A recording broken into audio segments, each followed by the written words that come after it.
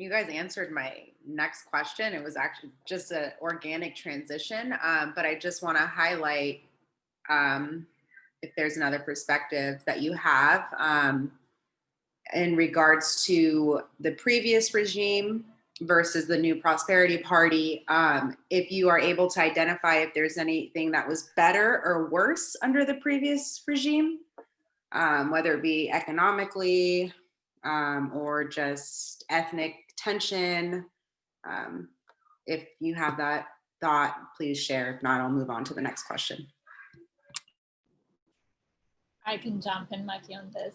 So I guess just answering one question that I think Andron raised also in the beginning, sort of the international influence that that is sort of an undercurrent. I mean, always, but in the Ethiopian and the Horn context. So I think I don't like comparing, post 2018 with the past to say, one is better than the other, because I think that's always been our problem back in Ethiopia, or I think generally in the Horn, or even generally, I should say, society, just, sometimes those who are in power want to use sort of the bad elements of the previous regime and say this element's better. And I think that's just going to keep us. And I think EPRDF used to do that. Like Ethiopia is like an oasis, like it's the most stable country in the Horn, they used to say, because every other country seemed, in trouble. And I always rejected that, because we're not comparing ourselves with, other states that are struggling. I mean, that shouldn't be an aspiration of the people.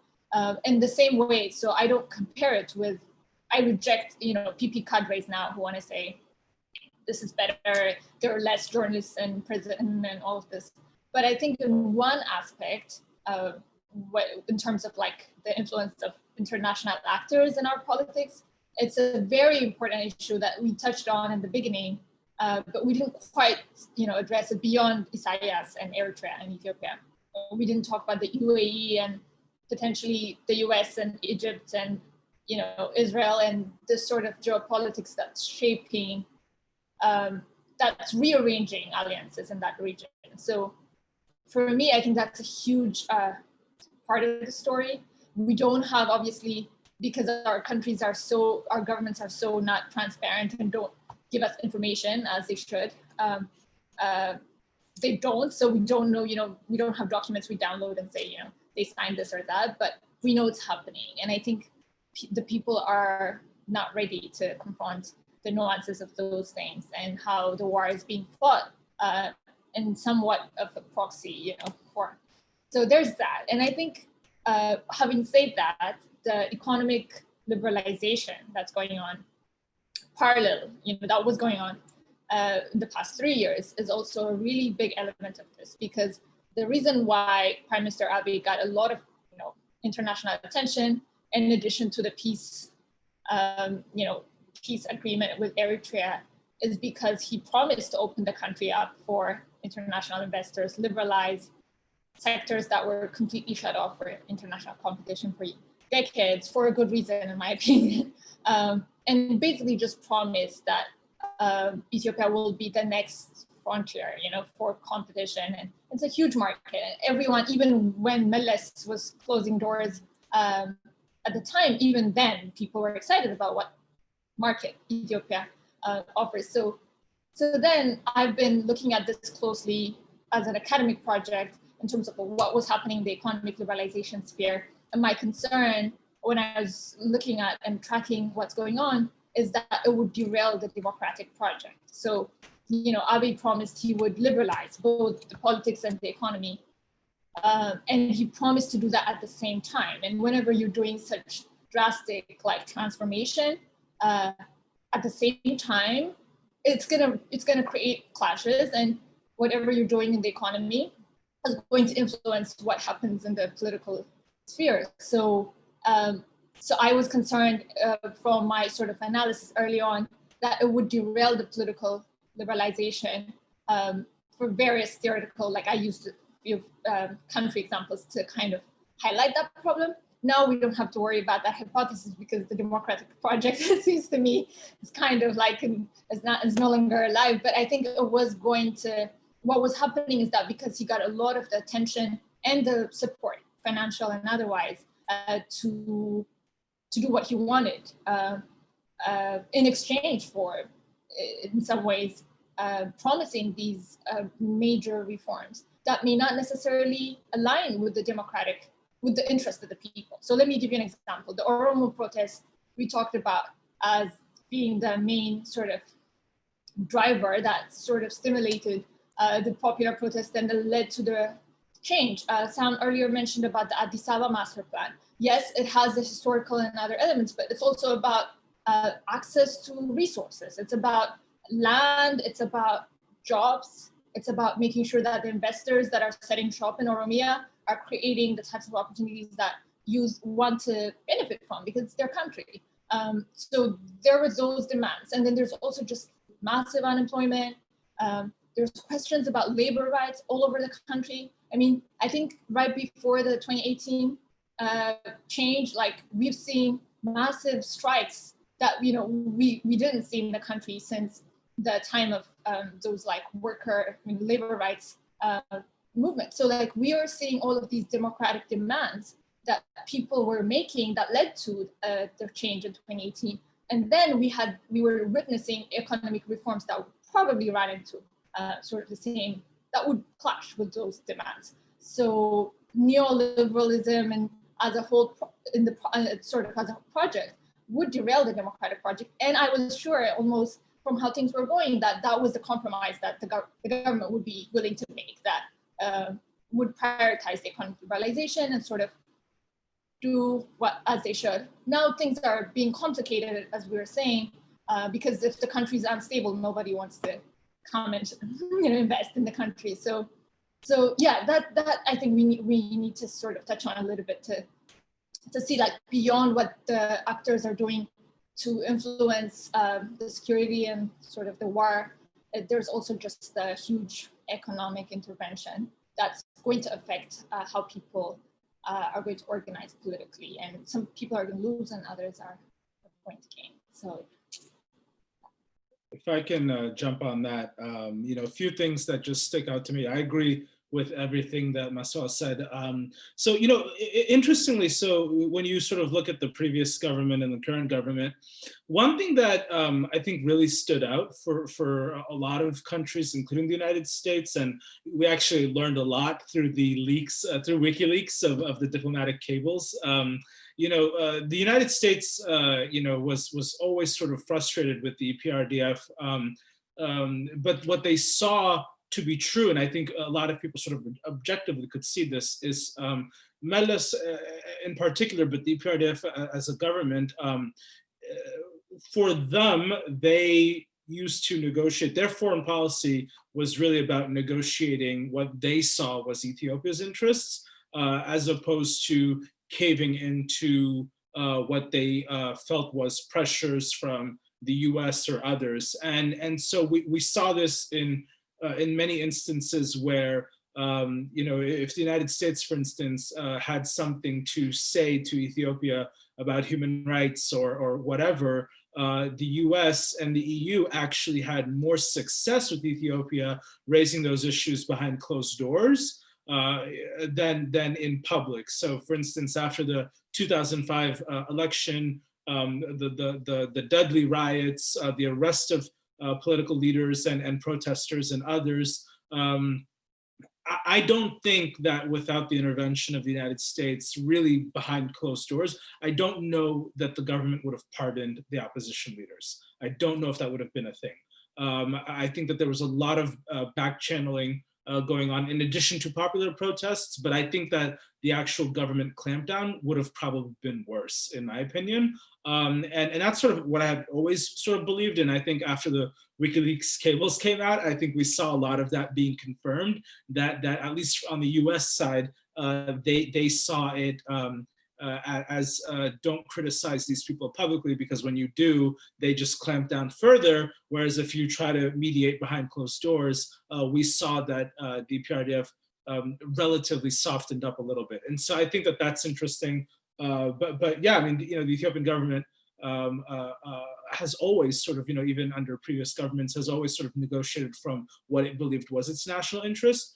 There's a question as to, whether that's true today. I don't know if that's entirely true today. I'm really concerned about the liberalization, not because the markets are opening up, but because I think things are just happening too quickly. As I said earlier, I think, you know, when you are reforming too quickly and you're not really measuring against consequences, and you're not really doing things in a deliberative way, which I don't think that Ethiopia's government under Abiy Ahmed is doing, things will begin to crack, and we're seeing this now. And so, and you know, I was concerned. I mean, like for a while there was, you know, we're going to sell off Ethiopian Airlines, and then, you know, there was like a backlash, and then there, you know, they said, well, no, we're not going to actually do that, but maybe we'll look at some parts of the Ethiopian Airlines group, right? The actual, the sort of holding company. Maybe there are parts of it that we can sell, and maybe reserve for local Ethiopians as opposed to international investors. And there's just been sort of a lot of flip-flopping and wishy-washiness in terms of what is Ethiopia actually doing.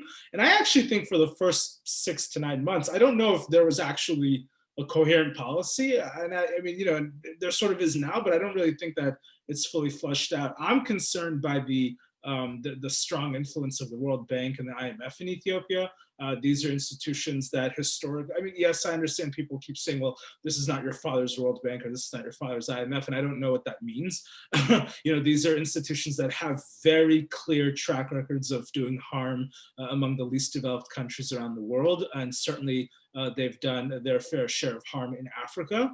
And I don't necessarily think that China's the answer too, because China has provided billions of dollars of loans to Ethiopia and Africa, but a lot of it comes with high interest rates, and it's unsustainable borrowing at the end. And so there's got to be an Ethiopian solution to what's going on. But I think that reforming too quickly, doing anything too quickly, and not really pulling these levers in moderation, we're seeing right now where just the whole reform project is blowing up in front of us. And you know, I've been telling people Ethiopia is like it's like your house burning on fire, and the fire department's actually adding to the fire instead of extinguishing it. And so I think that's an issue. And then just the last thing is, you know, I do agree that it wasn't just the reproach with Eritrea, but also the liberalization that actually got Abiy a Nobel Prize and all of that. I think, you know, the West, the problem, I think, especially for the United States, is, you know, we in the US were always looking for a hero.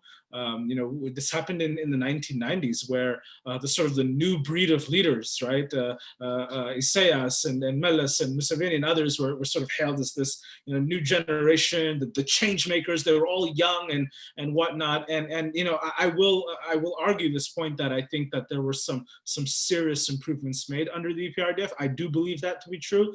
But ultimately, I think the problem with how we do foreign policy in the United States is we're always looking for a hero, and we're always trying to anoint someone as the great big hope, as the Messiah, as opposed to taking a step back, watching what's going on, and then sort of responding, right? The United States is not always going to be able to control what happens in another country, but the US can control how it responds to a country. And so I think that, you know, what, and I've been saying this to members of Congress over the last few weeks, especially, is I think that a lot of them were just too quick, and the State Department and others. I think a lot of people were just too quick to bless Abiy, as opposed to say, let's see how he performs, and then we can sort of make a judgment call about that. But I think, you know, part of that also had to do with the Ethiopian diaspora and just the immense pressure that was applied on Congress to respond to Ethiopia's human rights situation, and Congress just looking for some way to appease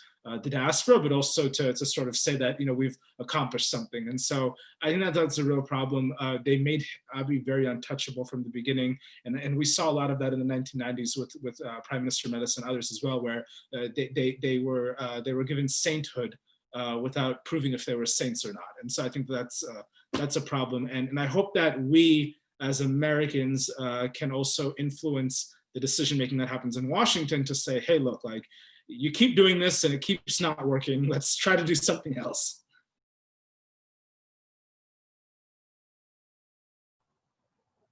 I can quickly add a couple of things. I think that in terms of the, you know, what was good, what was bad, previous regime versus current, which is really the same regime essentially. Since some of the same key people are continue to be in power.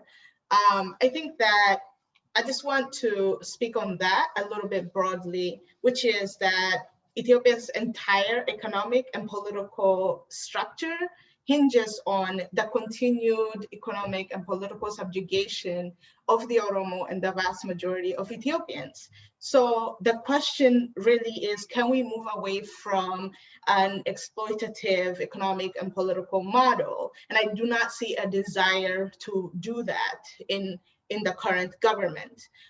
And for me, if TPLF's governance in Ethiopia is anything to go by, the difference between Tigrayan and Amhara elite political thinking the difference appears to be in how to dominate the Oromo and the South.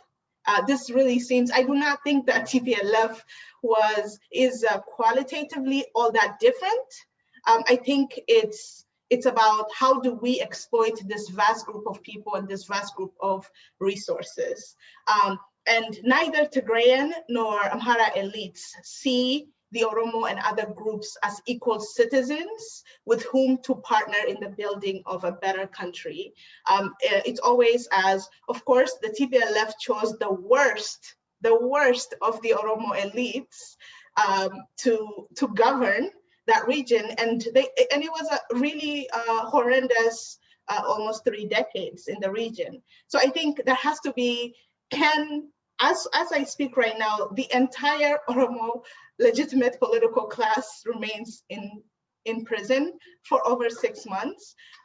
And Abiy Ahmed is preparing for an election. So when I say we're stuck in a cycle, we're really stuck on a cycle. So for me, all of these discussions about the economy are very important. However, if we don't acknowledge and don't realize that essentially nothing has changed for the Oromo, they were dominated against the TPLF, under the TPLF-led EPRDF government, and they're dominated now under Abiy Ahmed, even though they're the ones who fought for the change, not alone, but they were the ones who led that change that brought Abiy Ahmed to power.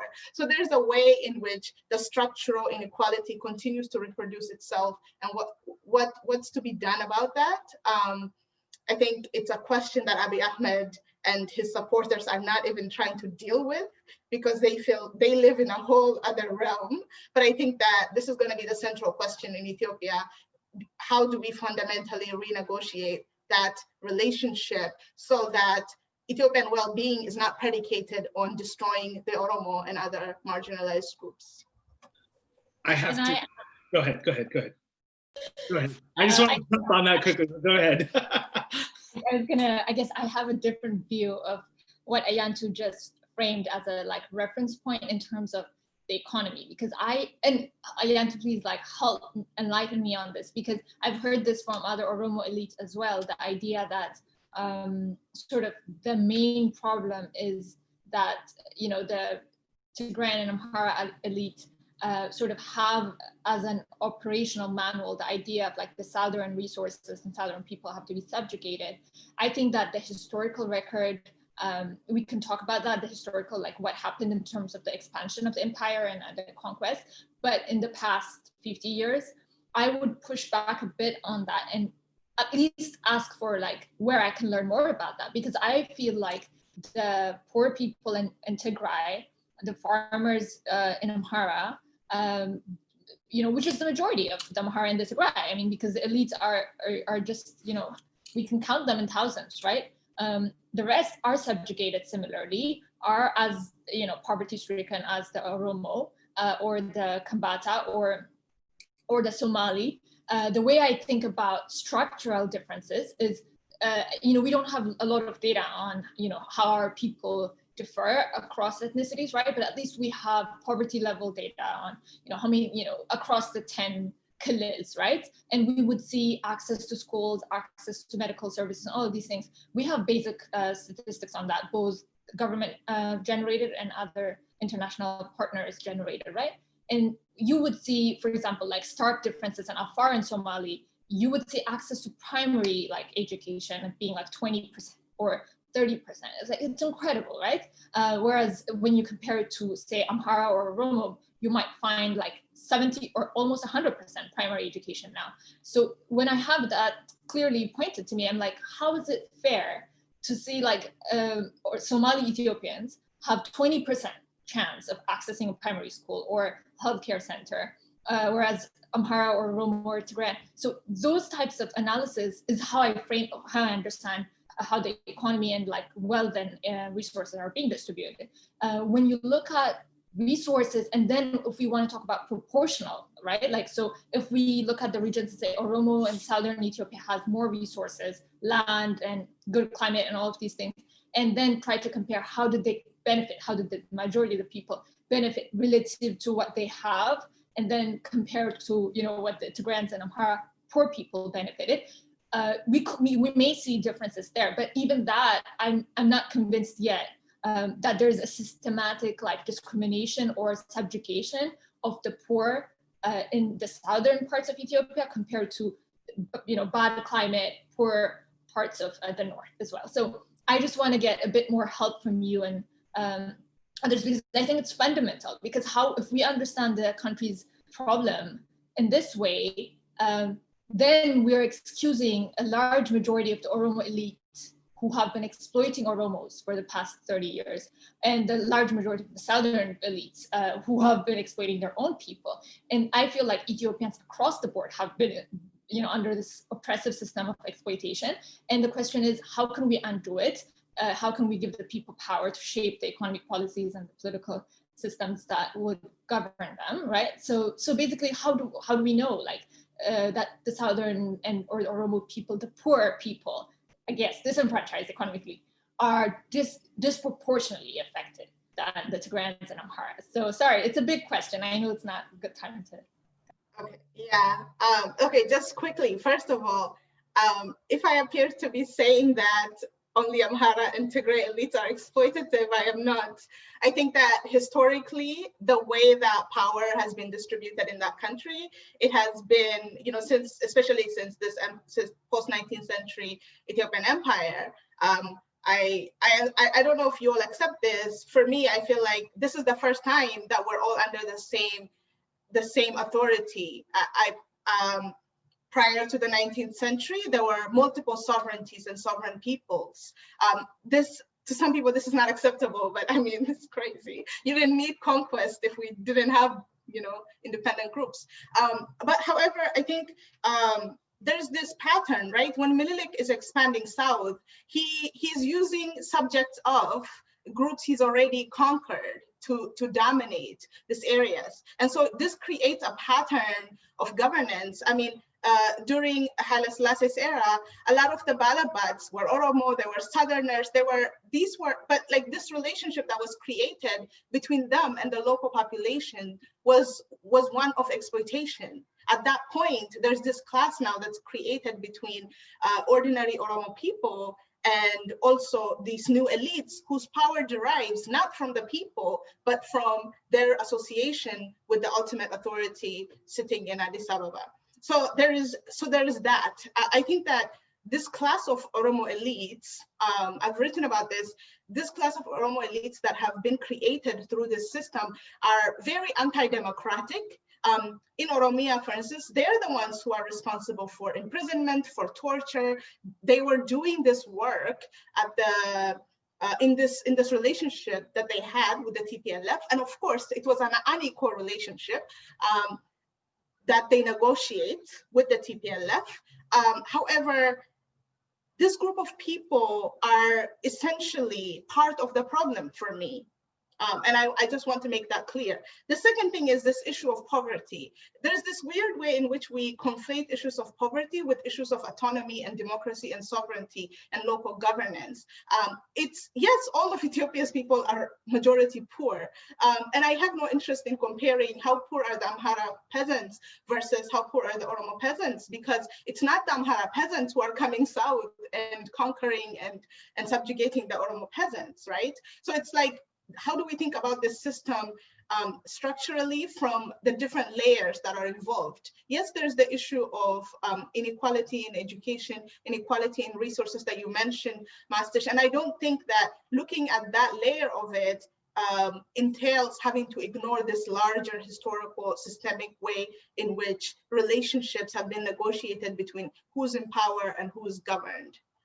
So I think the answer, I don't want to purport to have an answer to this very complex question, but I think part of the solution for me is local democracy, where people actually get to select who will make decisions on their behalf, rather than whoever is in Addis Ababa will then, be the one in charge in the regions. The other thing, there's often also a way in which, and I think there's a failure in the Oromo discourse not to account for what is the importance of ethnicity, what's ethnicity's intersection with class, for instance. And I think this is part of why this movement could be hijacked by someone like Abiy Ahmed, because these harder questions about, yes, Abiy Ahmed claims to be an Oromo, but did Oromo youth die to bring to power an Oromo prime minister? No, essentially their questions were very systemic. Their questions were about addressing both contemporary and historic challenges. And for that, yeah, I will admit that I feel like the Oromo discourse has not done a good job of articulating where the national oppression is and where the class and economic oppression is.